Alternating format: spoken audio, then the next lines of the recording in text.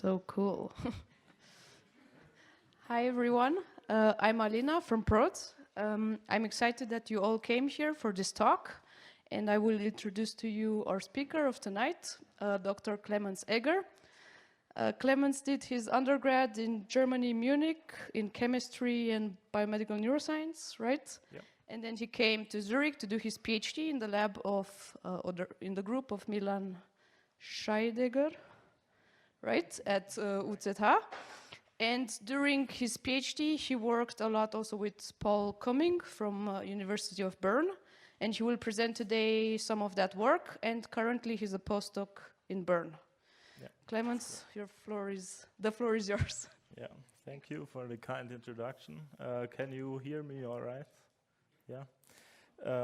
Also, welcome from my side. Thanks for coming despite the good weather outside. I really appreciate that. With my talk today, I would talk a bit about what I did during my PhD, my projects I was involved during the last 3 to 4 years, where I looked especially at neurobehavioral and molecular pharmacology of DMT and Harmine. And to start off, I would just introduce like DMT, Harmine, and ayahuasca, so that you all are on the same page and know what we were investigating. Then I will talk about my research project. So I started with a preclinical rodent project where we looked at cerebral metabolism and serotonin receptor affinity of DMT and Harmine. After that, I then kind of continued with human studies, and during my PhD time, we had especially 2 studies running. So one was a pharmacokinetics and dynamics, and also dose-finding study with a new DMT and Harmine formulation that was developed in our lab. And then the second study that I was particularly involved was a meditation study where we co-administered DMT and Harmine in a meditation retreat setting. And I was looking at fMRI connectivity changes before and after this meditation retreat.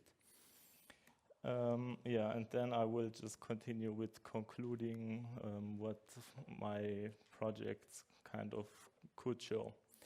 So to start, I would introduce the concept or like ayahuasca. This is a traditional shamanic medicine that has historic use for millennia, especially in South America and Mesoamerica. It's known for its typical psychedelic effects, as most of you probably know. These include transient alterations of consciousness that can mean changes in perception, visual alterations, ego dissolutions, and usually you tend to attribute a lot of meaning to these experiences, so they tend to be very powerful, which is why it's also important to prepare well for such an experience and also integrate the experience afterwards. And in the case of ayahuasca, it's in that sense a bit different to other classical psychedelics that you need 2 compounds for it to be effective. So on the one hand, you have Banisteriopsis capi, which is the ayahuasca wine, where also the name comes from. And this contains mostly beta carbolines that are Harmine, harmaline, and tetrahydroharmine, for example. Also others, but those are the main active compounds in the ayahuasca wine. And you combine this usually, but not always. It can also be ayahuasca consisting just of Banisteriopsis capi or another beta carboline containing plant. But usually you also add a DMT containing plant. So DMT stands for dimethyltryptamine, and this is the psychedelic compound in ayahuasca. And we in our lab, we focused on working on kind of an isolated version of ayahuasca, where we chose DMT as this is the psychedelic driver of the mixture. and Harmine as the most abundant of the beta-carbolines found in the ayahuasca wine. And if you combine those two together, just the isolated molecules, you can also call this combination pharmahuasca. But usually we prefer to call this ayahuasca-inspired formulation. And then the question might come up, why do we actually need those two? So if you take DMT alone orally, it is not really effective. You can have maybe very slight effects, but there's not much happening. And this is because the MAOA enzyme that you see here, so this is the main metabolic route of DMT to 3-IIA in the body. And if you don't add Harmine to DMT together, if you ingest it orally, this degradation happens very rapidly, and that's why you don't feel much of an effect. But if you add Harmine, this kind of blocks this enzyme. I mean, not for just transiently, so the action comes back after a while, but just for the duration of action, it really slows down the 3-IIA production, and that's why it's orally active in the end. Yeah, and you see some other metabolic products here of DMT. If you add Harmine, they become more relevant, but still 3-IIA always remains the main metabolic product. Then maybe you might wonder why we chose to work with those two substances. So on the one hand, DMT is just one of the heavily investigated psychedelic substances at the moment, alongside LSD or psilocybin or also 5-MeO-DMT. And we have seen in previous studies that the isolated compounds, they have less undesired effects compared to ayahuasca, which tends to induce a lot of nausea usually, and also emesis or vomiting is kind of part of the experience. From the traditional shamanic perspective, this is not something bad, but kind of an integral part of the experience. But if you want to develop DMT and Harmine into a medicine in terms of Western standards, then it would be better to get rid of such side effects. And that's why we decided to work with pharmahuasca. And we also believe that this is a promising psychopharmaceutical for treating various affective or addictive disorders and maybe also other psychiatric disorders. And so, yeah, those were the main reasons why we in our lab focused for now on DMT and Harmine. And then I would continue with just a few examples of like landmark brain imaging studies that were conducted quite a few years ago. So on the left you see to date actually the only published FDG PET study in humans where they looked at brain glucose metabolism or uptake during acute psilocybin administration, and saw that kind of globally the brain just consumed much more FDG or glucose compared to the placebo scan, with numbers going up to on average 15 to 20%, which is kind of remarkable. On the other hand, on the right side you see another study where they so this is kind of a schematic representation of fMRI data, where you see that on the left, the placebo scan shows the brain at its normal state. And on the right, you see that the brain is much more connected to each, so regions are much more connected to each other. I think maybe in the end, this is a bit exaggerated with new studies coming out, that the effect might be this strong if you don't have such a representation of the brain, but nonetheless this kind of shows you what psychedelics do to the brain in general. Yeah, and with that, I would already go into my own first study. So this was the study we did in rodents, where we had positron emission tomography, like on the slide before the left image, and where we also looked at brain glucose metabolism with different conditions in the first experiment. So we had here 4 groups. Rats treated only with vehicle, so basically just saline solution.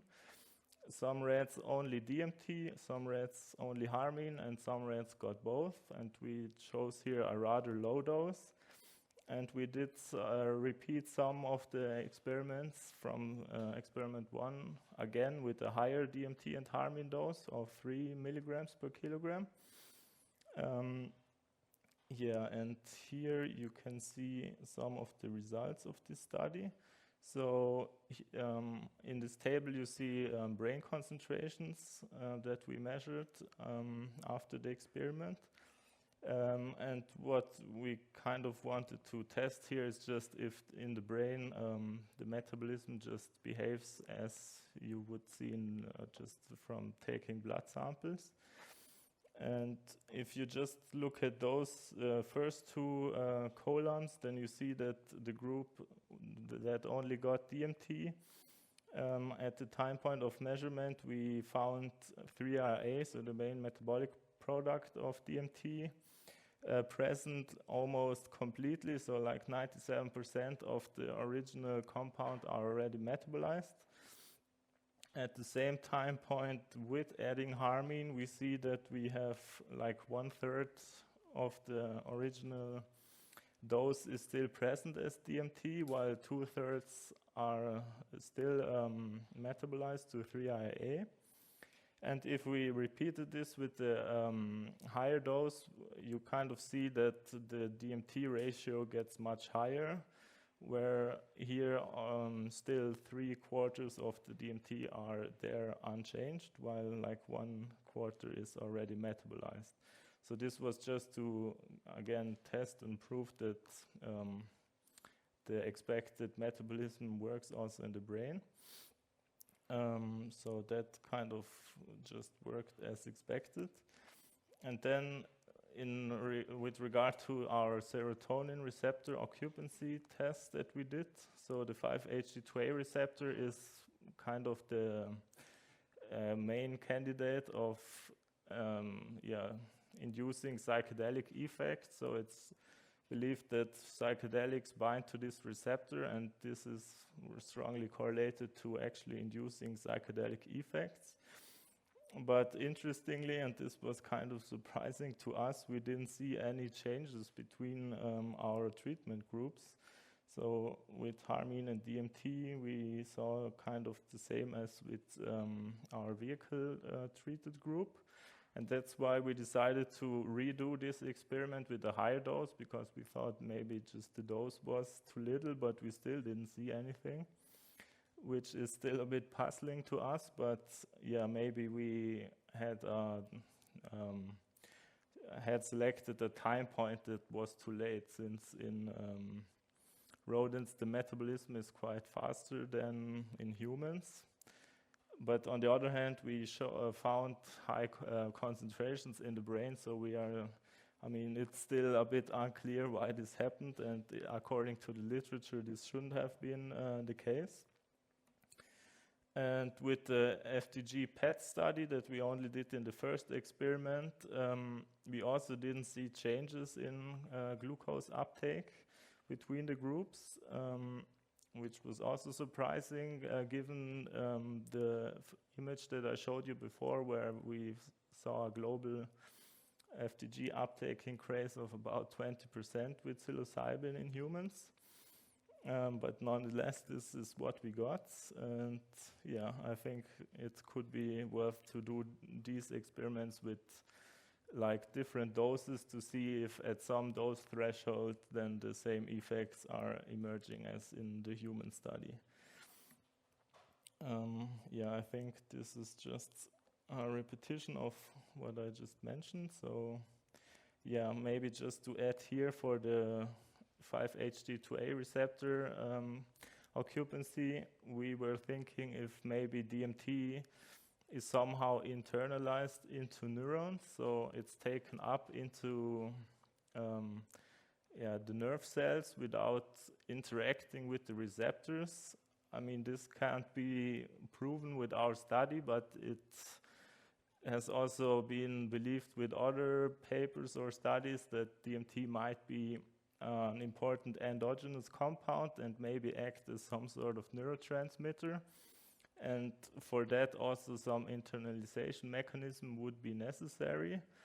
And since we saw a lot of DMT in the brain but not doing much at the receptors, we were thinking this could maybe hint in that direction, although I wouldn't say that we kind of showed this now, but it would be good to go further in this direction with further research.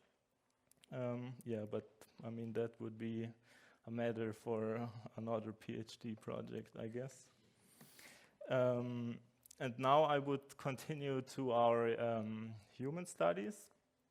So just to give you some background, what was happening before in the lab, before I joined. We had already developed 2 other prototypes of DMT and Harmine formulations that for the first prototype consisted of Harmine and DMT tablets that are just as ayahuasca ingested normally and then taken up via the GI tract. And another prototype consisted of buccal Harmine tablets. So you just take those and let them dissolve in your mouth. This took, I think, half an hour. And then you, after this half hour, the idea was that the MAOA is then substantially inhibited. You then started self-administering DMT with a nasal spray.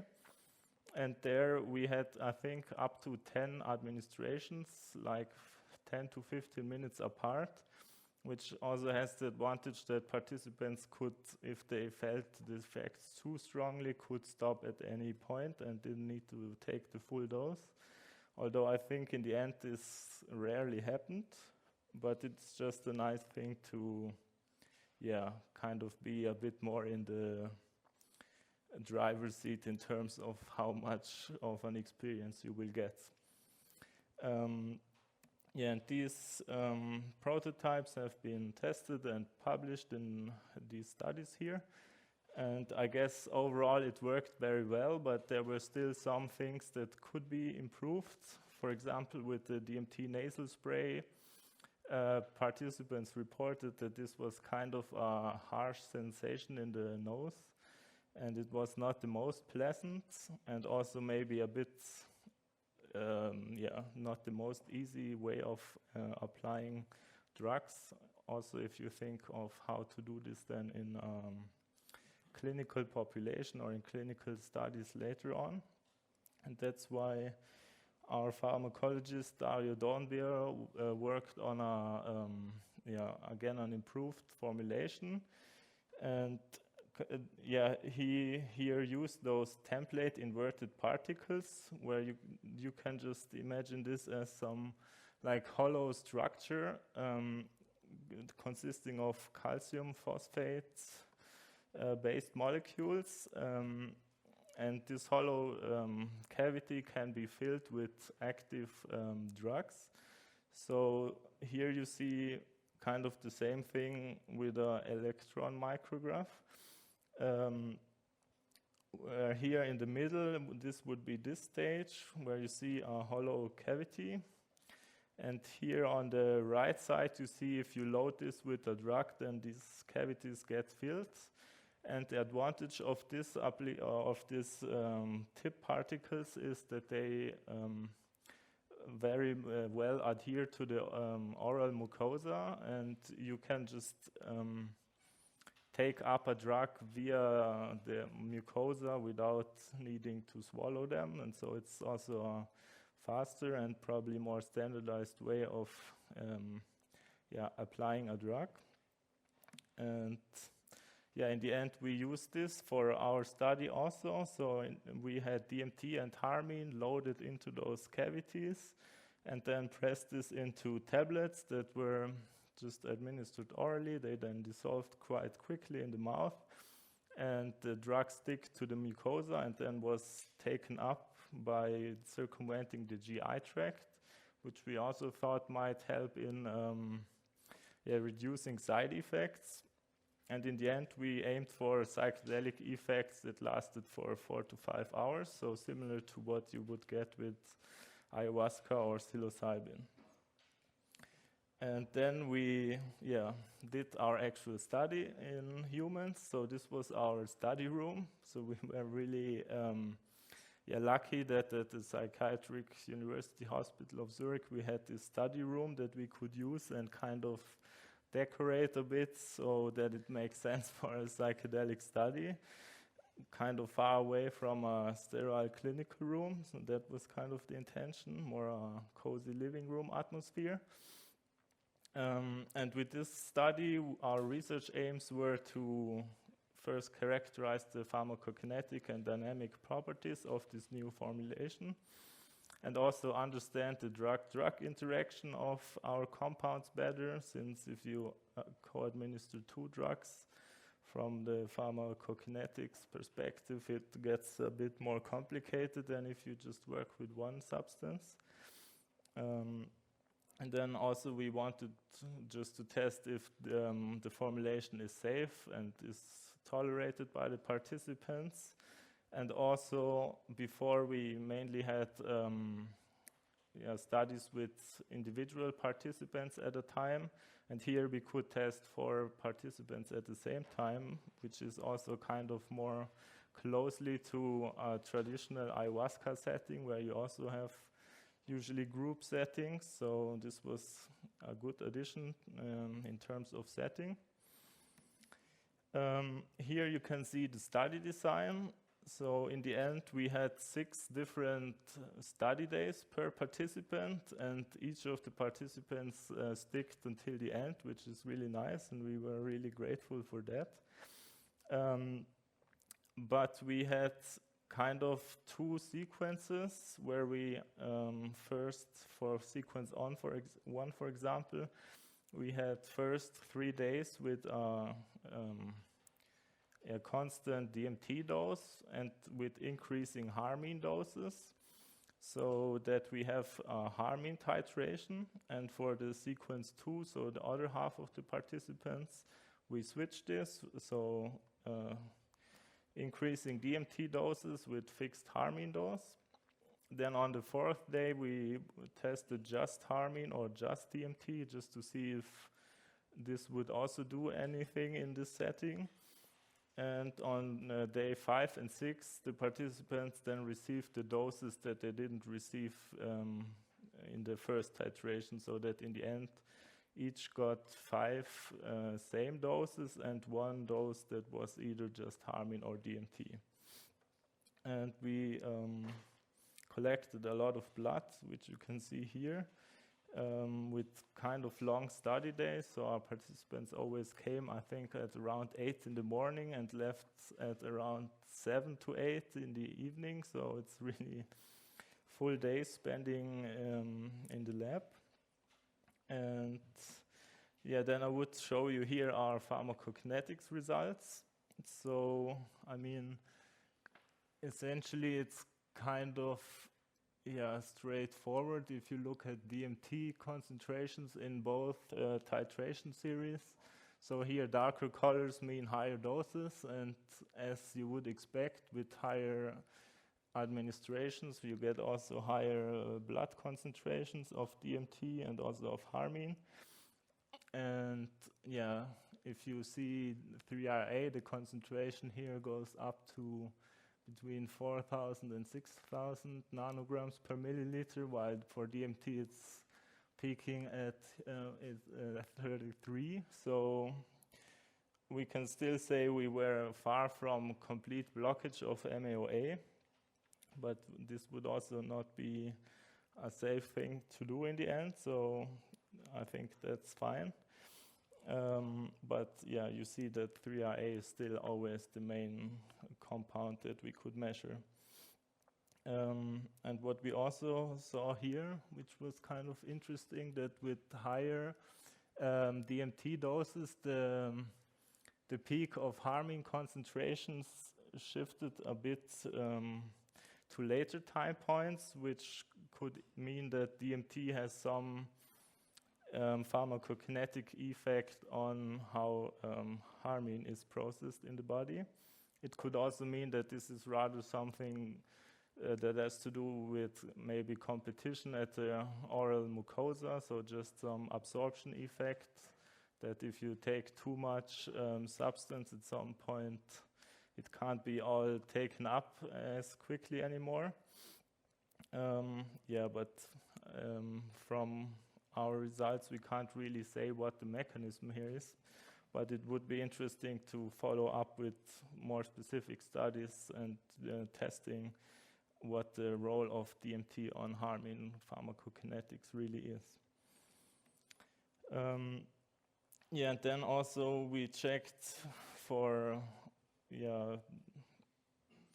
what the area under the curve, which is kind of a proxy for total drug exposure, how this changes with increasing doses. And if you check here the left plot, you see that for the DMT titration, so increasing DMT, you don't see such a strong increase or such a strong linear relationship like here with the harmine titration. I mean, we see this here, like for, I would say, a bit more than half of the participants, it didn't change a lot, while for some it still showed a strong increase with increasing doses. And we were thinking this might be or could be explained by harmine having some kind of stabilization effect on DMT uptake, so that if you add harmine and increase harmine, you can more predictably increase the exposure of DMT as if you would just increase the DMT dose, which is also kind of relevant insight if you then want to develop this further and test it in patients. And on the other side, the right plots, there you see just how the area under the curve of DMT correlates with subjective experience. And also here we saw a stronger correlation with the harmine titration series, but it was still a good correlation for the other. But just again, this might imply that, it's that harmine has some sort of stabilization effect that might be helpful to get more precise DMT concentrations. And with that, I would kind of conclude the second project. So we saw that harmine inhibits MAOA dose dependently. We saw that DMT also influences harmine pharmacokinetics, but as was known before, the main effect is harmine does something to DMT pharmacokinetics. We saw a reduced side effect profile compared to traditional ayahuasca. Also, the group setting worked well, and overall, we can conclude from the study that it's safe to go further for phase 2 clinical trials, and that the formulation should hold some promise to be tested for example, substance addiction or depressive disorders. So now we come to the last project. Again, here we had a really nice study setting. This meditation retreat was happening at the Stiftung Felsentor, which is a Buddhistic meditation retreat center in the Swiss mountains. And here you see a picture how on the substance days it looked like. Participants were sitting around in this room and meditated together, while some had a psychedelic experience. And for this study, our main research question were, for one, to characterize the phenomenological profile of the experience. And what I was most interested was to characterize the effects of DMT and Harmine on resting state functional connectivity measurements before and after the retreat. Here you see how the study design for this study looked. So we had these 3 days of meditation in the middle, and on the second meditation retreat day, half of the participants received DMT and Harmine and half received a placebo. And 2 days before that and 2 days after that, we measured their brain activity with fMRI at the Psychiatric University Hospital in Zurich, and then the 3 days were spent in the mountains. And for the subjective effects, this has already been published by Daniel Melling, who kind of led most of the organizational planning of the study. And he could show that DMT and Harmine and also placebo increased mindfulness compared to day 1. So after day 2, this was increased, which might just mean that meditating in this retreat setting actually does something to become more mindful. And if you consider DMT and Harmine specific effects that were not seen in the placebo group, we found increased emotional breakthrough reported by participants, increased mystical type experiences, and psychological insights, which I think also with other studies that didn't combine meditation with psychedelics, but just used psychedelics, these are similar effects that are kind of seen in many studies. And then I would now continue with the functional connectivity, so the fMRI based analysis I was doing. And just briefly, there are very many ways how you can actually analyze brain imaging data, or specifically fMRI data. And for my work, I focused on investigating network integrity and segregation, which would mean looking at how brain networks, if the connectivity between one and another network changes, and also the connectivity within the same network. And I also did this with another approach with seed-based connectivity, and this is kind of similar but different in the sense that you choose a brain region before, and then you test if other brain regions are showing different connectivity in the whole brain without actually specifying another network. So that's the difference between the two. And you can also look at global connectivity, which again is a bit different but also somehow similar. And as the last, I looked at cortical gradients, which I explain in a minute. And maybe to still have a better understanding on what the brain networks are that are used, you can consider this brain map here. So these are the 7 resting state networks that were defined by Yeo almost 15 years ago, and they are quite present in the literature at the moment. And I think the most known network is the default mode network, but also the others have important roles in terms of brain function. Here I would like to show you now the results from our seed-based connectivity analysis.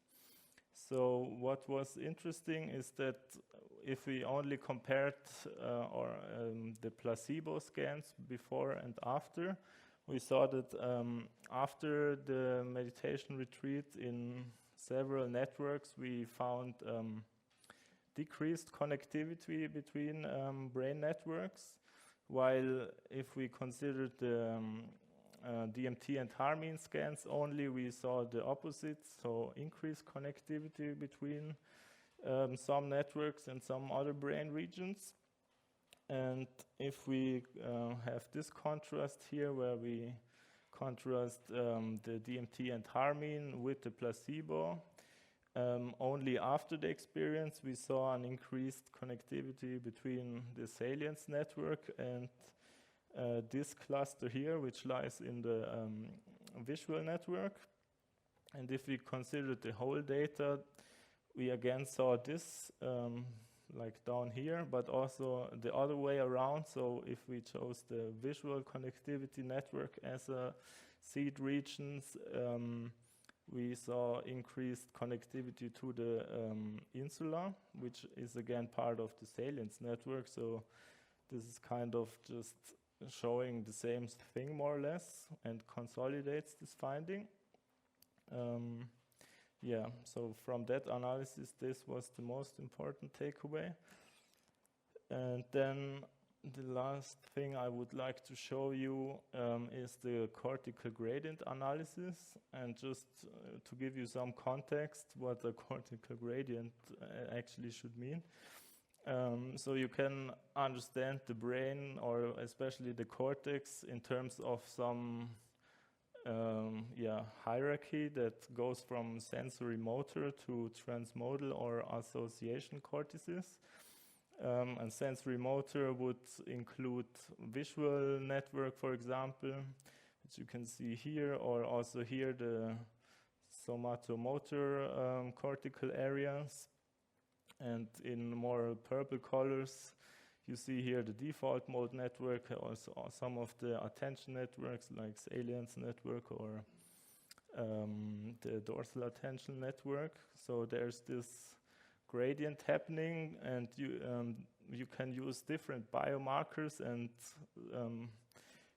come to similar conclusions, so to say, and also from a evolutionary perspective, you can find this gradient where like the older brain regions are lower on this gradient, and newer brain regions that developed later in evolution, like more frontal regions, they are then on the higher end of this gradient.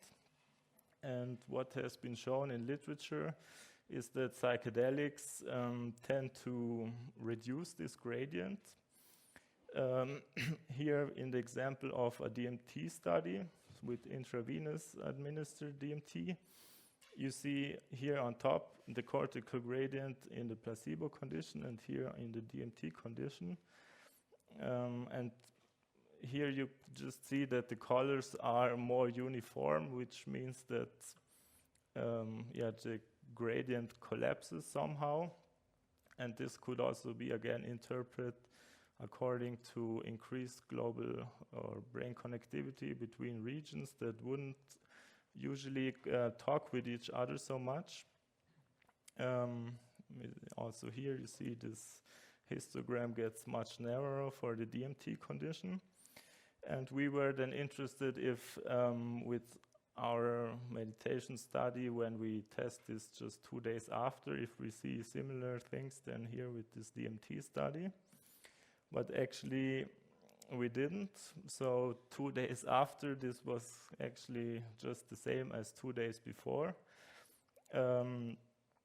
So this flattening seems to be just an acute phenomenon, was our conclusion. But I also think this might be not a bad thing in the end, since there's a reason why brain regions talk with some more than with others. And the structure, just gives us the ability to function in daily life, I would say. And so I think the disruption of this gradient gives you like psychedelic effects. You can think about things in ways that you normally wouldn't, but then it's again good to come back into a normal consciousness afterwards, since it's really not too easy to have the psychedelic state if you just want to live your ordinary life again after the experience, I think. So, and with that, I would conclude our last project here. So we saw that DMT and Harmine augmented meditation has distinct effects from pure meditation, with the increased versus decreased connectivity changes that we saw.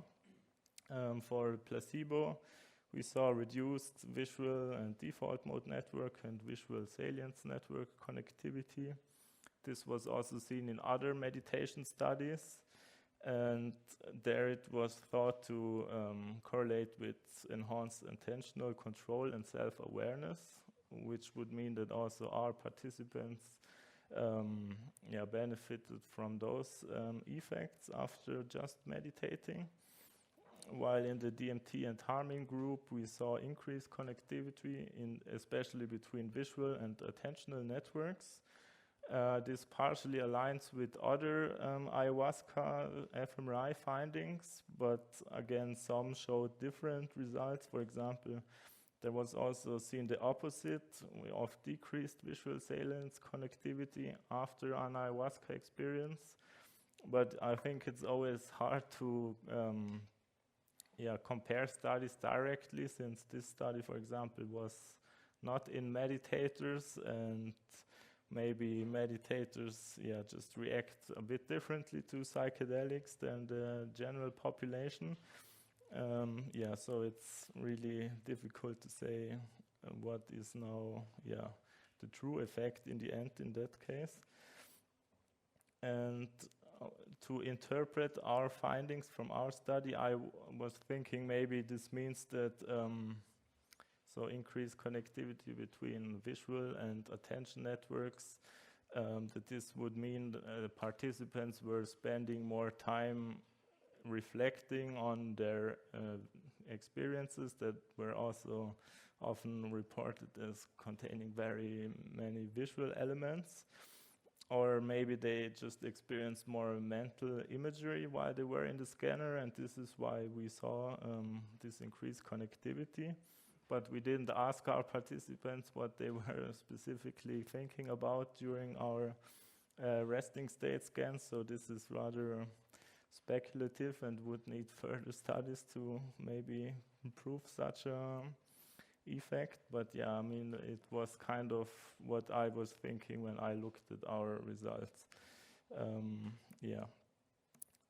then I would just come to the last slide here. Again, just summarizing what we were doing in my project. So we could see with our rodent studies that the metabolic behavior of DMT and Harmine is similar in brain as in blood, which speaks for systemic consistency.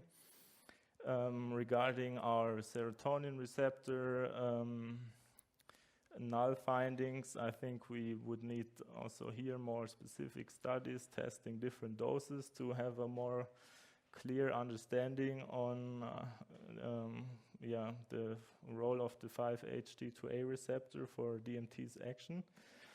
And then for human studies, we saw that our tested formulation induces psychedelic effects in a reliable manner and showed good safety and tolerability, also in group settings.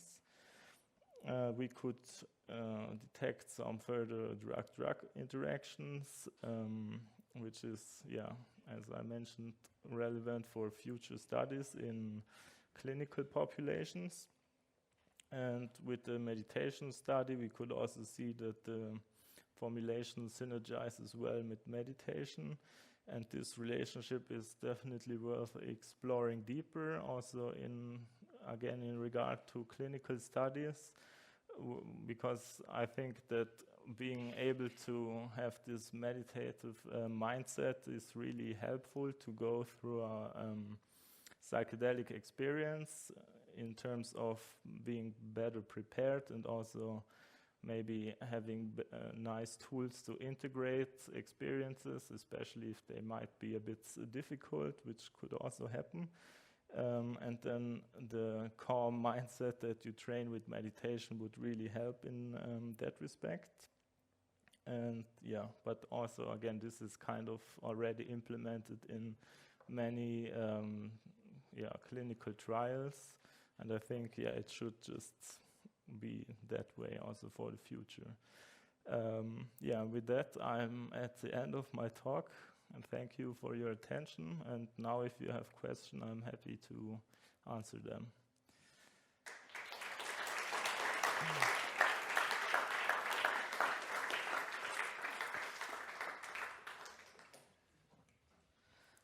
Questions?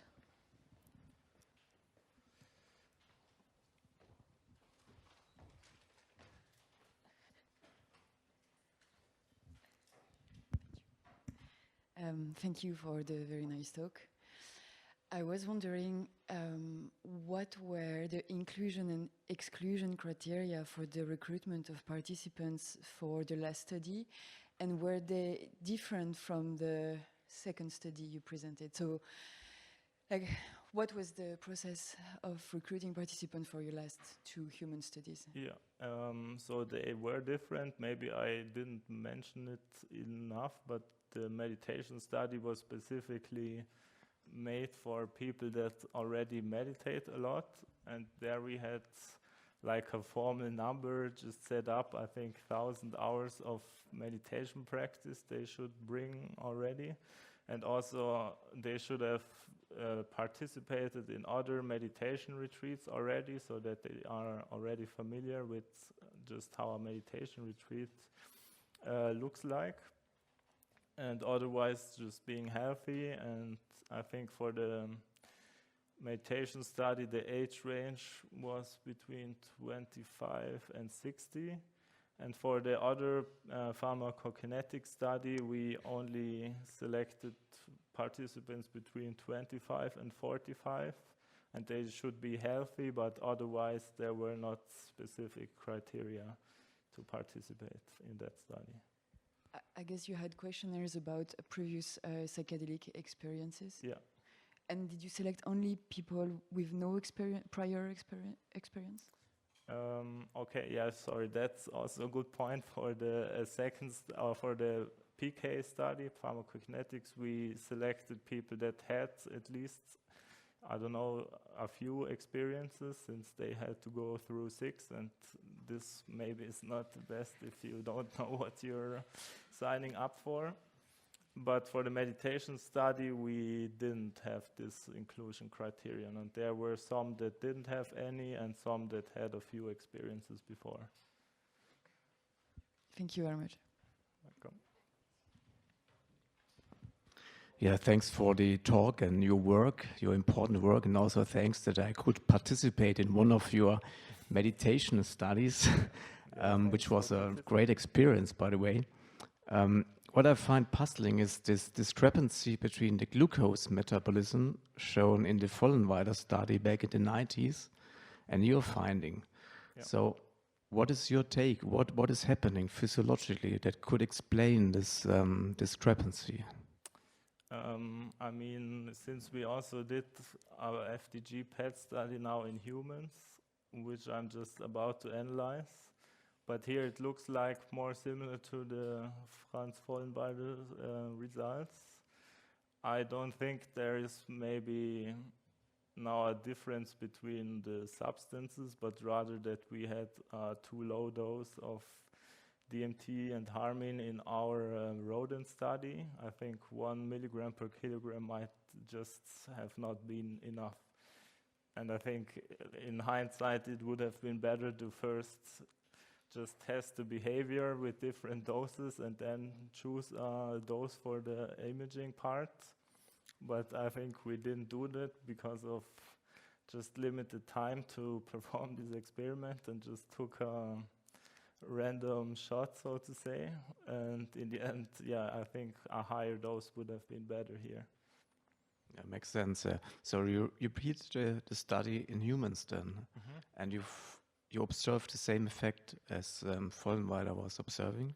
Yeah, I mean, I don't have the percentage difference, but it looks like a global effect also there. It might be not as pronounced with 20%, but at least, yeah, I think 10 or more percent in the end, it should also be there. Yeah. Okay, interesting. Thanks for sharing. Welcome. Hello, Thank you for a nice talk. I would also have a question on the molecular level. This would be regarding the receptor DMT binds to. How did you distinguish whether DMT or another substance binds to the receptor? Because you said it's a competitive binding, right? Yeah, so we, in our study design, the rats received DMT and Harmine, but also another, besides FDG, also another radio tracer. So for the first study, we used ketanserin, which is kind of a serotonin 2A receptor antagonist, and also 2C receptor antagonist maybe. So we wanted to test if DMT can just displace some of this tracer, which then would mean if we detect less signal of this other tracer, that DMT has to be bound to the 2A receptor. And with that, we could infer that it's binding there. And with the second part, where we did the higher doses, we just chose a more selective serotonin 2A receptor antagonist, because we thought maybe it's just the unspecificity of the tracer. I mean, it's not unspecific, but just the other one has a better target profile, so we used this one, but yeah, also here we didn't see anything happening. Thank you. And did you also analyze other maybe passive mechanisms, how DMT could enter neurons or so? No, in that study we didn't measure that, but I think maybe since it's very similar in structure to serotonin, that it could just be transported with the same serotonin transporter also into cells. But yeah, we didn't test this in our study specifically. Okay, thank you. Hello. Hello. Are you planning a phase 2 study? I mean, so planning with ethics protocol and everything written at the moment, not yet, but I think this will happen quite soon, maybe in the next 1 or 2 years. Okay, great. Thank you. Hello. Are you planning, or are you planning to replicate these studies with psychiatric conditions such as depression or psychosis or anxiety? Yeah, I mean, I don't know about psychosis, since this is often a kind of exclusion criterion for participating in psychedelic clinical trials, but I think for depression or addictive disorders, it would make sense for sure to test it. Because there's a substance called JRT, I think, which is similar to LSD. Okay. And it has been shown recently that it can help to alleviate hallucinations and psychosis. Okay. So I don't know if you are... I'm not aware about this specific substance, but yeah, I mean, if it helps, then why not? Maybe, yeah, I mean, just for now, if you want to test for depression, you kind of always exclude people from, psychotic spectra disorders. But yeah, maybe if you do it correctly and adhere to more safety protocols, it could also be helpful for such situations. Yeah.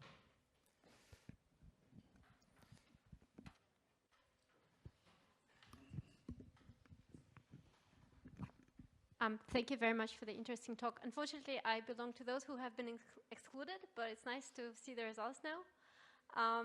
So I was wondering, what are the side effects, or which side effects did you see, and depending on the mode of administration, whether they have varied? Like, for example, if you take it through the nose, I would expect the effect to be shorter, and maybe even stronger, and like, what were the differences? So I don't think the effects were much shorter with the intranasal DMT, since we had this administered like in 10 consecutive doses over maybe 2 hours, and so in the end it was still like 4 to 5 hours of total duration of the effects. And in terms of the side effects, I think maybe the formulation we used in the latest trials was even a bit more tolerable. I mean, what participants reported was mainly light headaches and nausea, so which is also typical for ayahuasca.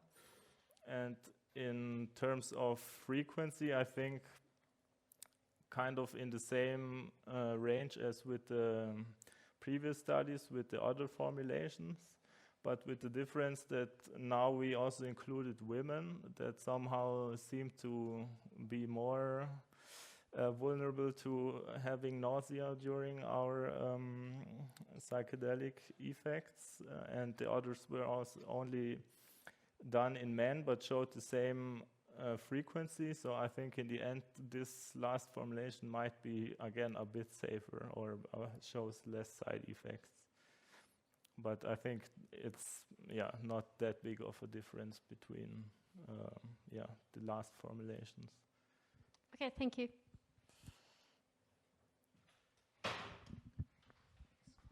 Thank you. One last question. Oh, okay. Maybe if Klemens has more energy. Otherwise, at the apero.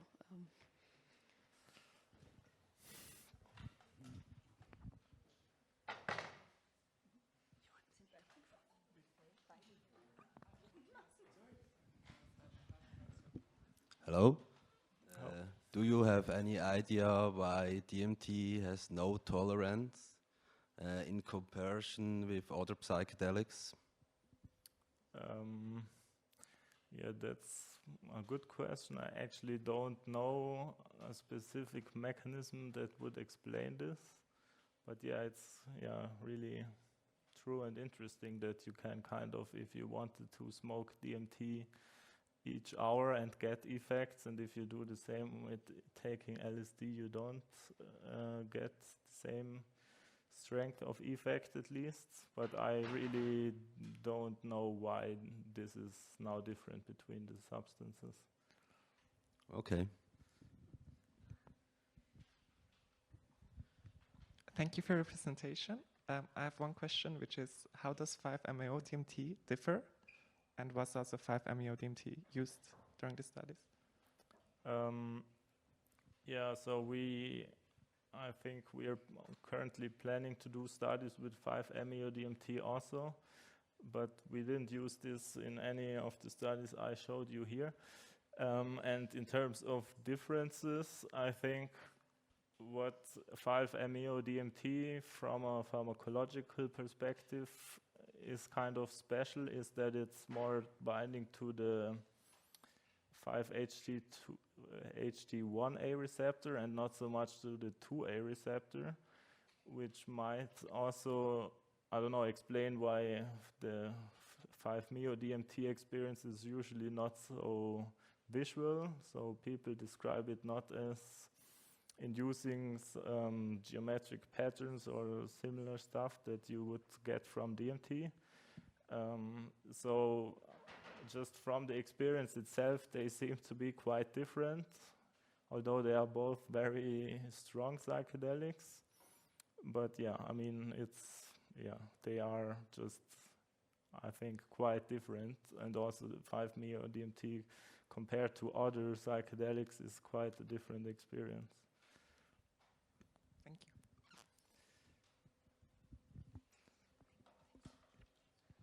Thank you. Okay, we're going to conclude today's talk. I think Klemens will be around at the upper, so you still can ask your questions there. Please give a large round of applause for Klemens. Thank you.